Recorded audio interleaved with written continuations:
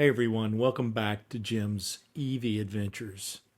We've covered a lot in this series concerning the GM Empower event, and there's a lot more still to cover. In part one, we broke down the AI-driven grid crunch and GM sodium-ion and LMR battery storage strategy. In part two, we looked at how your GM EV can function as a home backup power plant and grid resources through bidirectional charging and utility partnerships. Today in part three, we're closing the loop with the things that matter to EV owners. We're going to talk about the seamless part of the new GM apps for Chevrolet, Cadillac, and GMC, Energy Pass. Energy Pass enables charging across nearly 70% of all US DC fast charger networks with a single app. We're going to talk about the real economics of Second Life battery deployments, including over $3 million in expected savings at one GM plant, and the full circular strategy that turns your EV battery into grid storage and then back into new batteries after they've been removed from your old EV. And then we'll dig into GM's business strategy, the hard numbers, timelines, and what this means for long-term ownership costs and reliability. Remember, this is no hype, no politics, just clear data and practical implications for EV owners like you and me. Let's cut through the noise because this is the final part of this three-part series. And let's see what we can all learn from this together. Here we go. Now, one of the biggest daily frustrations for EV owners has always been public charging, juggling multiple apps, accounts, and unreliable stations. Now, GM is addressing this directly with Energy Pass, integrated into the My Chevrolet, My Cadillac, and My GMC apps. And I might suggest that GM make this a standalone app for non-GM owners, but that's another thing altogether. Just think about it for a minute. One app to rule them all. One app to find them, one app to grab them all, and in your iPhone, bind them. Just a little toss there to Tolkien. At launch, it supports Tesla Superchargers, Iona, and Electrify America, and will soon roll out ChargePoint, EVgo, and EV Connect compatibility, giving access to nearly 70% of all US DC fast chargers through one simple interface that you already have if you own a GM car. You get single sign-on, unified billing and receipts, charging history, and live status updates. Where available, plug and charge means you plug in and walk away. The system handles authorization and payment automatically. I can tell you it works like a charm on Iona chargers. But when it works for 7 out of 10 chargers with one app instead of 10 apps, you have a winner chicken dinner, in my opinion. So good on General Motors for doing this. General Motors is also transitioning fully to the North American Charging Standard, NACS. By December of this year, all new 2027 model year vehicles across Chevrolet, GMC, and Cadillac will have native NACS ports, with adapters supporting them during their transition. For GM EVs with native NACS ports, they will soon be able to roll up to a Tesla Supercharger and simply plug in and walk away using that new Energy Pass app. They highlighted in the question and answer that major improvements in reliability and cost are expected over the next 12 to 24 months. This kind of seamless experience is exactly what's needed to make long-distance travel and daily use even smoother. And after more than 7 years and 175,000 plus miles in EVs, I know firsthand how much friction-free charging improves real-world ownership.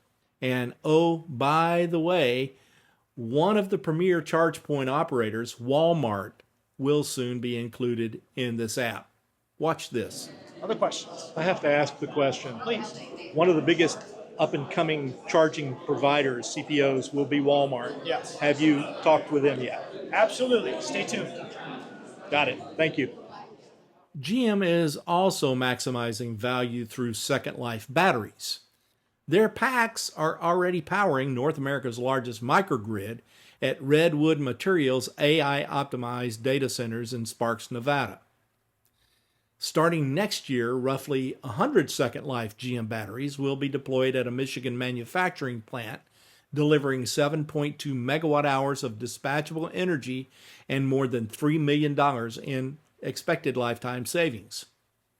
Through the Ultium Cells joint venture with LG Energy Solutions, LFP cells for commercial storage will begin production within a month.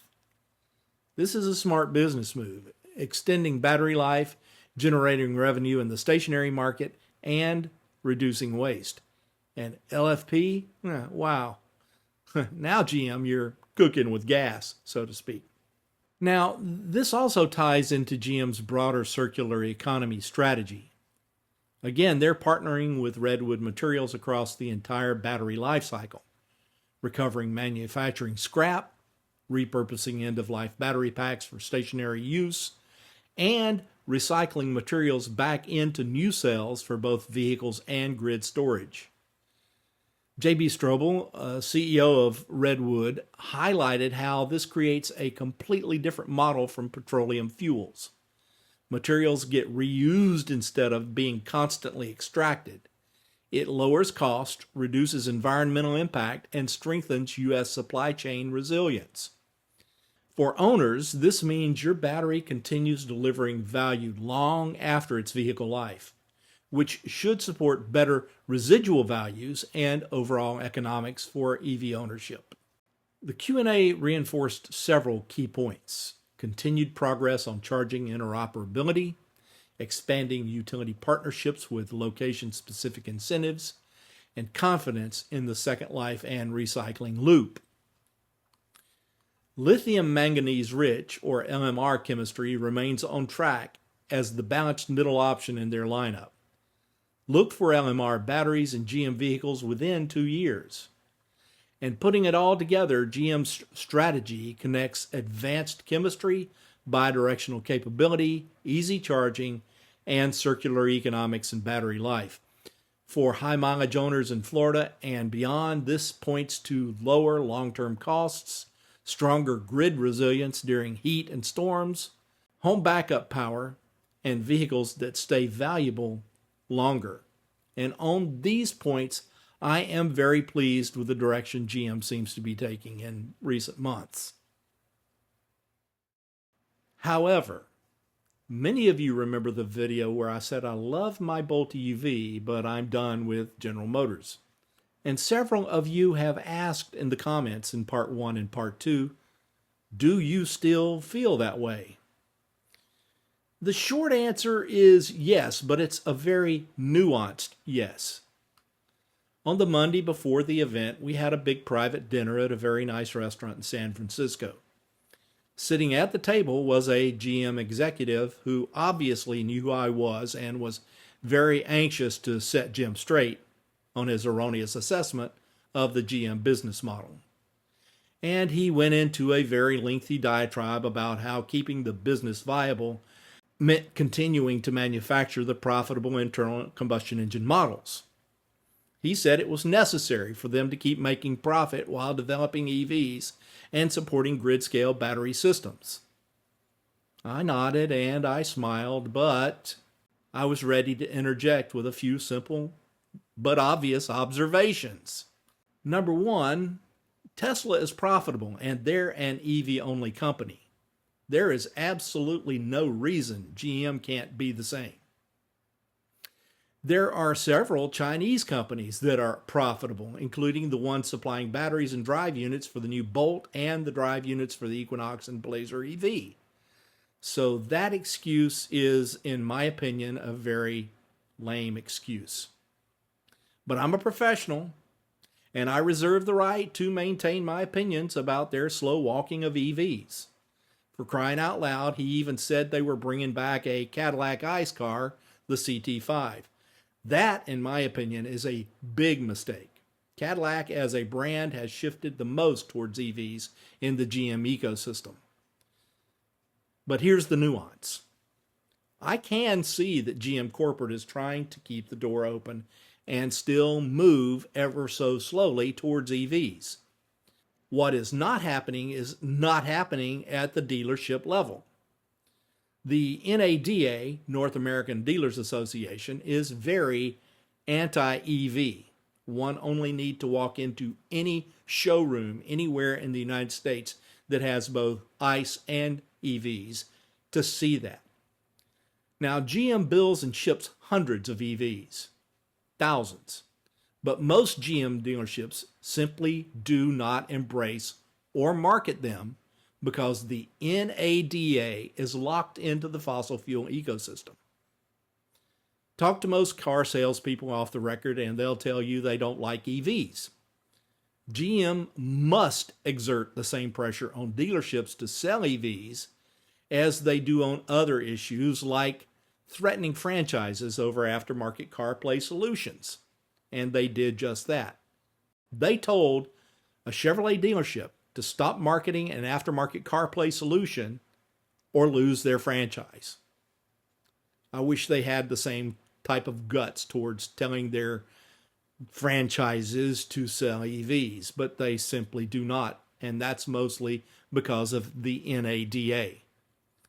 So GM Corporate is trying, and for that I applaud their efforts. They're also getting out ahead of the coming electricity crisis, something no other U.S. company seems to fully see coming. But the bottom line is this: the only EV I would consider from General Motors right now is the new Bolt. Why? Because it has a proven architecture, it has quality batteries, and a quality drive unit. But until they get their dealerships under control and truly drive the EV message home to the American consumers, I simply do not believe they can get this over the finish line. And if they keep going backwards, they never will.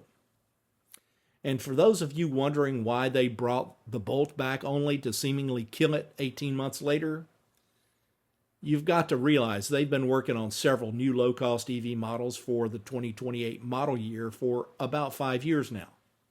And one of them might even keep the Bolt name. Look for a December announcement on this and hopefully other new things involving EVs. In the meantime, I'm going to keep pushing for GM to get off the fence and fully jump into the deep end of the EV pool. After all, with 25% of all the world cars being electric, it would behoove them to get off the fence sooner rather than later, and to push the NADA out of the picture and get their dealerships selling EVs. It's as simple as that. And with that, we complete our 3-part series on GM's big energy and electrification strategy. From tackling the grid crunch with new battery chemistries, to bidirectional power plants in your driveway, to seamless charging and a true circular life cycle for batteries, GM is integrating EVs and energy in a way that directly benefits owners. The numbers and timelines they shared show some real momentum, albeit too slow for my liking. And as someone, again, with over 7 years experience driving an EV and 175,000 plus real-world miles behind the wheel of an EV, I see this as positive progress for cost savings, reliability, and making our vehicles even more useful. Now, if this series has helped you understand the bigger picture and the practical benefits, go ahead and smash the like button, subscribe, and turn on notifications. Also, drop a comment. Which surprised you the most? The bidirectional backup, the second life savings, or the seamless charging? What do you think about the possibility of a standalone GM Energy Pass app? Full sources, the complete event transcript, and links to all 3 parts are in the description below. I want to thank you for watching the entire series. Stay charged, drive safe, and I'll see you out there or somewhere along the route from point A to point B. Take it easy, and I'll see you all real soon.